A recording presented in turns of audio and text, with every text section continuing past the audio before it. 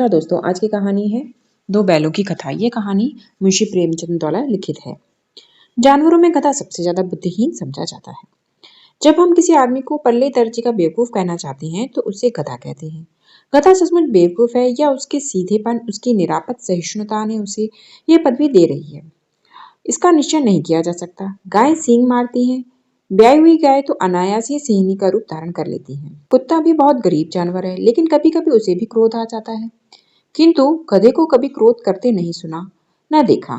जितना चाहो गरीब को मारो, चाहे जैसी खराब सड़ी हुई घास सामने डाल दो, उसके चेहरे पर असंतोष की छाया भी नहीं दिखाई देगी। बैसाख में चाहे एक आध बार कुलेल कर लेता हो, पर हमने तो उसे कभी खुश होते नहीं देखा। उसके चेहरे पर एक स्थायी विषाद स्थायी रूप से छाया रहता है। सुख दुख हानि लाभ किसी भी दशा में उसे बदलते नहीं देखा। ऋषियों मुनियों के जितने गुण हैं वे सभी उसमें पराकाष्ठा को पहुंच गए हैं, पर आदमी उसे बेवकूफ कहता है। सद्गुणों का इतना अनादर कहीं नहीं देखा। कदाचित सीधापन संसार के लिए उपयुक्त नहीं है। देखिए ना, भारतवासियों की अफ्रीका में क्यों दुर्दशा हो रही है। क्यों अमेरिका में उसे घुसने नहीं दिया जाता। बेचारे शराब नहीं पीते, 4 पैसे कुछ समय के लिए बचाकर रखते हैं, जी तोड़कर काम करते हैं, किसी से लड़ाई झगड़ा नहीं करते, 4 बातें सुनकर गम खा जाते हैं, फिर भी बदनाम है। कहा जाता है वे जीवन के आदर्श को नीचा करते हैं। अगर वे भी ईंट का जवाब पत्थर से देना सीख जाते तो शायद सभ्य कहलाने लगते। जापान की मिसाल सामने है। एक ही विजय ने उसे संसार की सभ्य जातियों में गण्य बना दिया। लेकिन गधे का छोटा भाई और भी है जो उससे कम ही गधा है, और वह है बैल। जिस अर्थ में हम गधा का प्रयोग करते हैं, कुछ उसी से मिलते जुलते अर्थ में बछिया के ताऊ का भी प्रयोग करते हैं। कुछ लोग बैल को शायद बेवकूफों में सर्वश्रेष्ठ कहेंगे, मगर हमारा विचार ऐसा नहीं है। बैल कभी कभी मारता भी है, कभी कभी अड़ियल बैल भी देखने में आता है, और भी कई रीतियों से अपना असंतोष प्रकट कर लेता है। अतएव उसका स्थान गधे से नीचा है। झूरी काची के दोनों बैलों के नाम थे हीरा और मोती। दोनों पछाई जाति के थे, देखने में सुंदर, काम में चौकस, डील में ऊंचे। बहुत दिनों साथ रहते रहते दोनों में भाईचारा हो गया था। दोनों आमने सामने या आसपास बैठे हुए एक दूसरे से मूक भाषा में विचार विनिमय करते थे। एक दूसरे के मन की बात कैसे समझ जाता था हम नहीं कह सकते। अवश्य ही उनमें कोई ऐसी गुप्त शक्ति थी जिससे जीवों में श्रेष्ठता का दावा करने वाला मनुष्य वंचित है। दोनों एक दूसरे को चाटकर और सूंघकर अपना प्रेम प्रकट करते। कभी कभी दोनों सींग भी मिला लिया करते थे, विग्रह के नाते से नहीं, केवल विनोद के भाव से, आत्मीयता के भाव से। जैसे दोस्तों में घनिष्ठता होते ही घोल गप्पा होने लगता है। इसके बिना दोस्ती कुछ फुसफुसी, कुछ हल्की सी रहती है, जिस पर ज्यादा विश्वास नहीं किया जा सकता। जिस वक्त ये दोनों बैल हल या गाड़ी में जोत दिए जाते और गर्दन हिला हिलाकर चलते, उस वक्त हर एक की यही चेष्टा होती थी कि ज्यादा से ज्यादा बोझ मेरी ही गर्दन पर रहे। दिन भर के बाद दोपहर या संध्या को दोनों खुलते और एक दूसरे को चाट चाट कर अपनी थकान मिटा लिया करती। नान में खली भूसा पड़ जाने के बाद दोनों साथ उठते, साथ नान में मुंह डालते और साथ ही बैठते थे। एक मुंह हटा लेता तो दूसरा भी हटा लेता था। संयोग की बात, झुरी ने एक बार गोई को ससुराल भेज दिया। बैलों को क्या मालूम वे क्यों भेजे जा रहे हैं। समझे मालिक ने हमें बेच दिया। अपने यूं बेचा जाना उन्हें अच्छा लगा या बुरा कौन जाने, पर झुरी के साले गया के घर तक कोई जाने में दांतों पसीना आ गया। पीछे से हाँकता तो दोनों दाएं बाएं भागते, पगहिये पकड़कर आगे से खींचता तो दोनों पीछे की ओर जोर लगाते, मारता तो दोनों सींग नीचे करके हुंकारते।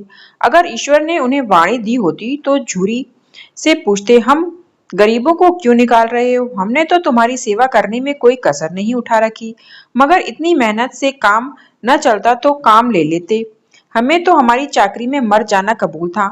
हमने कभी दाने चारे की शिकायत नहीं की। तुमने जो कुछ खिलाया वह सिर झुकाकर खा लिया, फिर तुमने हमें इस जालिम के हाथ क्यों बेच दिया। संध्या समय दोनों बैल अपने नए स्थान पर पहुंचे। दिन भर के भूखे थे, लेकिन जब नान में लगाए गए तो एक ने भी उसमें मुंह न डाला। दिल भारी हो रहा था। जिसे उन्होंने अपना घर समझ रखा था वह आज उनसे छूट गया था। वह नया घर, नया गांव, नए आदमी उन्हें बेगानों से लगते थे। दोनों ने अपनी मूक भाषा में सलाह की, एक दूसरे को कनखियों से देखा और लेट गए। जब गांव में सोता पड़ गया तो दोनों ने जोर मारकर पगहे तुड़ा डाले और घर की तरफ चले। पगहे बहुत मजबूत थे, अनुमान नहीं हो सकता था कि कोई बैल उन्हें तोड़ सकेगा, पर इन दोनों में इस समय दूनी शक्ति आ गई थी। एक एक झटके में रस्सियां टूट गईं। झूरी प्रातःकाल सोकर उठा तो देखा कि दोनों बैल चरनी में खड़े थे। दोनों की गर्दन में आधा आधा गांव लटक रहा था। घुटने तक पांव कीचड़ में भरे थे और दोनों की आंखों में विद्रोहमय स्नेह झलक रहा था। अब दो बैलों की कथा में आगे। जूरी बैलों को देखकर स्नेह से गदगद हो गया, दौड़कर उन्हें गले लगा लिया। प्रेम लिंगन और चुंबन का यह दृश्य बड़ा ही मनोहर था। घर और गांव के लड़के जमा हो गए और तालियां बजा बजाकर उनका स्वागत करने लगे। गांव के इतिहास में यह घटना अभूतपूर्व न होकर भी महत्वपूर्ण थी। बाल सभा में निश्चय किया, दोनों पशु वीरों को अभिनंदन पत्र देना चाहिए। कोई अपने घर से रोटियां लाया, कोई गुड़, कोई चौकोर, कोई भूसी। एक बालक ने कहा, ऐसे बैल किसी के पास न होंगे। दूसरे ने समर्थन किया, इतनी दूर से दोनों अकेले चले आए। तीसरा बोला, बैल नहीं है, वे उस जन्म के आदमी हैं। इसका कोई प्रतिवाद करने का किसी को साहस न हुआ। झूरी की स्त्री ने बैलों को द्वार पर देखा तो जल उठी, बोली, कैसे नमक हराम बैल हैं कि एक दिन वहां काम न किया, भाग खड़े हुए। झूरी अपने बैलों पर यह आक्षेप न सुन सका। नमक हराम क्यों है? चारा दाना न दिया होगा तो क्या करते? स्त्री ने रोब के साथ कहा, बस तुम्हें तो बैलों को खिलाना जानते हो, और तो सभी पानी पिला पिला कर रखते हैं। चूरी ने चिढ़ाया, चारा मिलता तो क्यों भागते? स्त्री चिढ़ी, भागे इसलिए कि वे लोग तुम जैसे बुद्धुओं की तरह बैलों को सहलाते नहीं, खिलाते हैं तो रगड़कर जोतते भी हैं। ये दोनों ठहरे कामचोर, भाग निकले। अब देखूं कहां से खली और चोकर मिलता है। सूखे भूसे के सिवा कुछ न दूंगी, खाएं चाहे मरे। वही हुआ। मजूर को बड़ी ताकीद कर दी गई कि बैलों को खाली सूखा भूसा दिया जाए। बैलों ने नान में मुंह डाला तो फीका फीका, न कोई चिकनाहट न कोई रस। क्या खाएं? आशा भरी आंखों से द्वार की ओर ताकने लगे। झूरी ने मजूर से कहा, थोड़ी सी खली क्यों नहीं डाल देते बे? मालकिन मुझे मार ही डालेगी। चुरा कर डाला? ना दादा, पीछे से तुम उन्हीं की सी कहोगे। आता है पार्ट 2। दूसरे दिन झूरी का साला फिर आया और बैलों को ले गया। अब कि उसने बैलों को गाड़ी में जोता।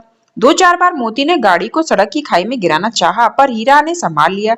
वह ज्यादा सहनशील था। संध्या समय पर घर पहुंचकर उसने दोनों को मोटी रस्सियों से बांधा और कल की शरारत का मजा चखाया। फिर वही सूखा भूसा डाल दिया।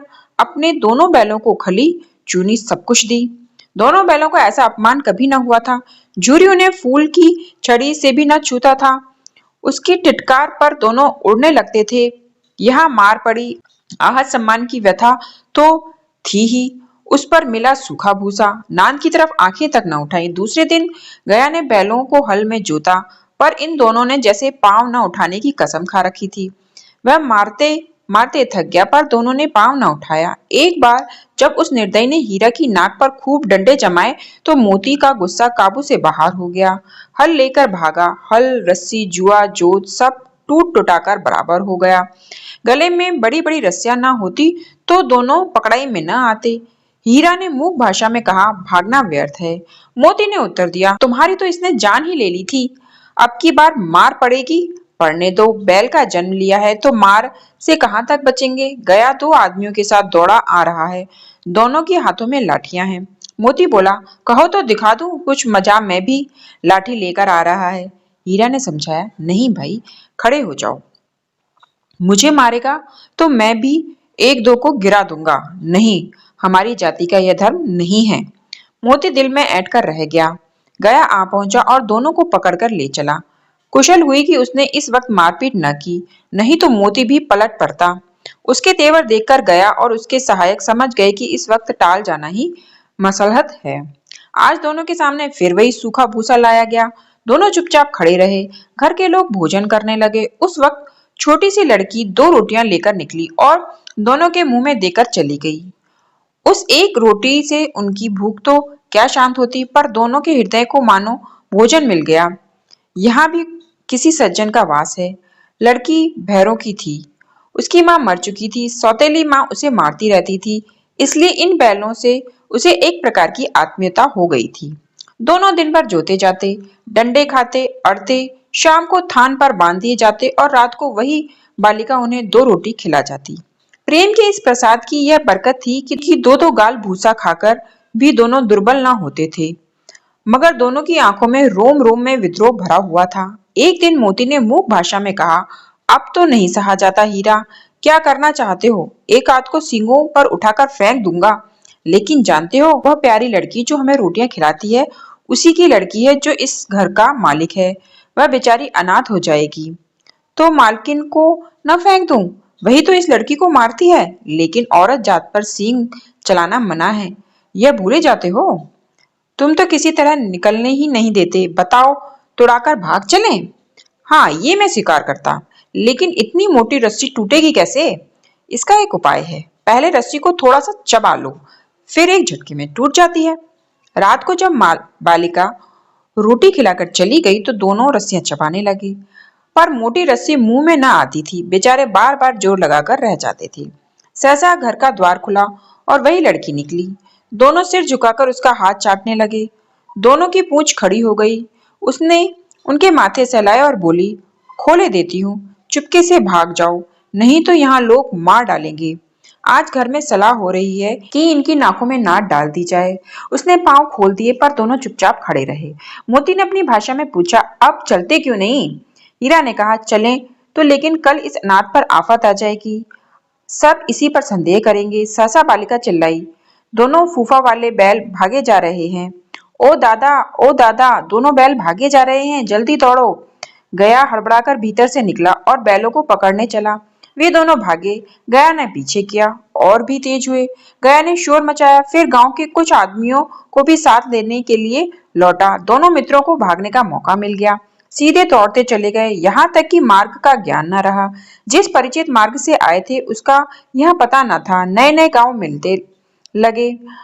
तब दोनों एक खेत के किनारे खड़े होकर सोचने लगे, अब क्या चाहिए? हीरा ने कहा, मालूम होता है राह भूल गए।